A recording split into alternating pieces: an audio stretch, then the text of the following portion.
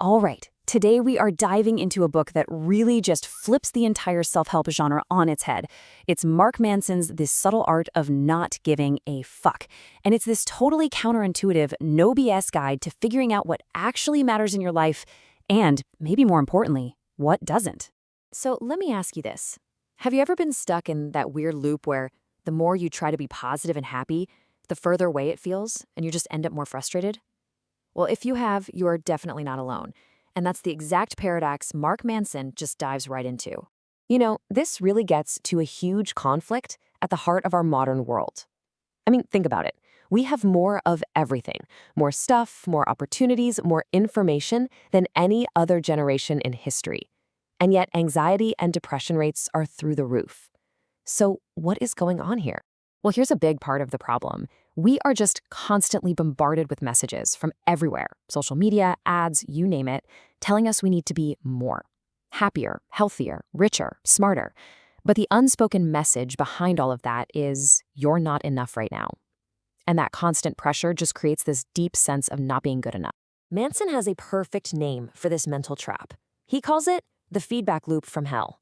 And you've probably felt it. It's that awful feeling when you're not just sad or angry, but you start beating yourself up for feeling that way. It's this vicious downward spiral of self-judgment. Let me break it down. So let's say you feel a totally normal human emotion, like anger. But then this second wave of thought hits you. Ugh, I shouldn't be angry. I need to be more positive. So now you're angry at yourself for being angry. Then you feel guilty about the whole thing. The way out isn't to stop feeling that first emotion. It's to cut off that cycle of judging yourself for it. And this quote just nails it. For many of us, our basic material needs are met. The crisis we're facing now is a deeper one. It's about purpose. It's about meaning. We have so much freedom and so many choices that we're almost paralyzed. We don't even know what we're supposed to care about. So Manson doesn't just diagnose the problem. He goes on to completely tear down the myths that keep us stuck in it. Let's get ready to unlearn some of the things we've always been taught about what it means to be happy. Here are two of the big ones.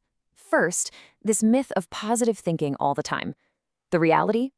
True emotional health comes from accepting our negative feelings, not trying to pretend they don't exist. And second, this idea that we're all destined to be special and extraordinary.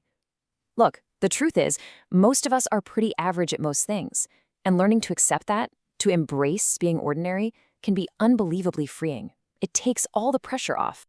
Now, this right here is a total game changer. We think happiness is a life with no problems. But Manson says no. Happiness is about finding the problems you actually enjoy solving. A good life isn't a life without challenges, it's a life filled with challenges that you feel are meaningful and worth the struggle. And that's really the heart of it.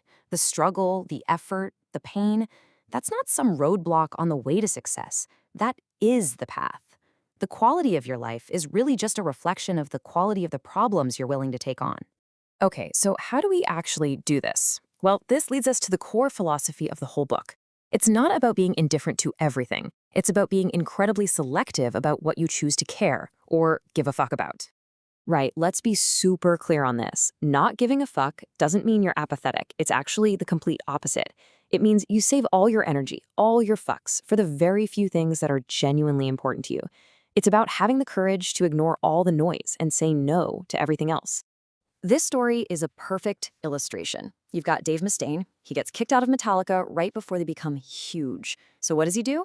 He forms his own legendary band, Megadeth, sells millions of albums, but he spent his whole life measuring himself against Metallica, so he always felt like a failure. On the flip side, you have Pete Best. He got kicked out of the Beatles. He ended up living a normal life, found a happy family, and considered himself a huge success. Same situation, totally different values, and completely different life experiences. And this is the real question the book pushes you to ask yourself. Don't just ask, what do I want? Instead, ask, what struggle am I willing to endure to get it?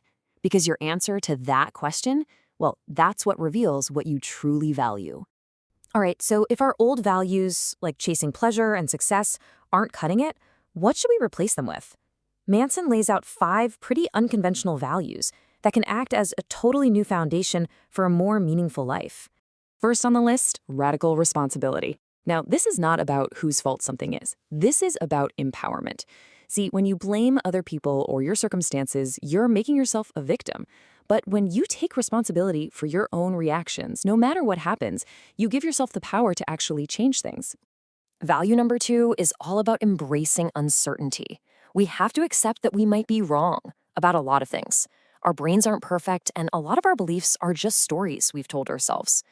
Real growth only starts when we can let go of the need to always be right and start questioning our own assumptions. Next step, value number 3, fail forward. We usually think that we need motivation before we can take action, but Manson argues it's the other way around. Action is what creates inspiration, which then creates motivation. So don't just sit around waiting to feel ready. Do something, anything, and the motivation will catch up. The fourth value is the incredible power of no. We live in a world with endless options, and we think freedom means keeping all of those options open. But real freedom, real depth, comes from commitment. It comes from choosing one thing, one path, one person, one project, and saying no to all the other alternatives. And finally, we get to the most profound value of all. Contemplate your mortality. Thinking about the fact that we're all going to die isn't meant to be depressing. It's meant to be clarifying. When you face the reality of your limited time here, all the petty, trivial stuff just falls away, and you can focus on what's actually important. So, where does all this leave us? What's the big takeaway? Well, when you finally stop chasing this fleeting idea of happiness and you start intentionally choosing your struggles, a whole new kind of life can open up, one that's actually grounded in real meaning, not just temporary pleasure. And this quote really brings it all home.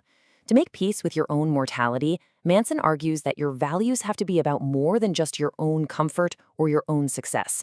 They need to be about contributing to something bigger than you. And that's a powerful thought to leave you with. When you really think about it, what is it that truly matters? What are you choosing to give a fuck about? And what kind of legacy will those choices leave behind?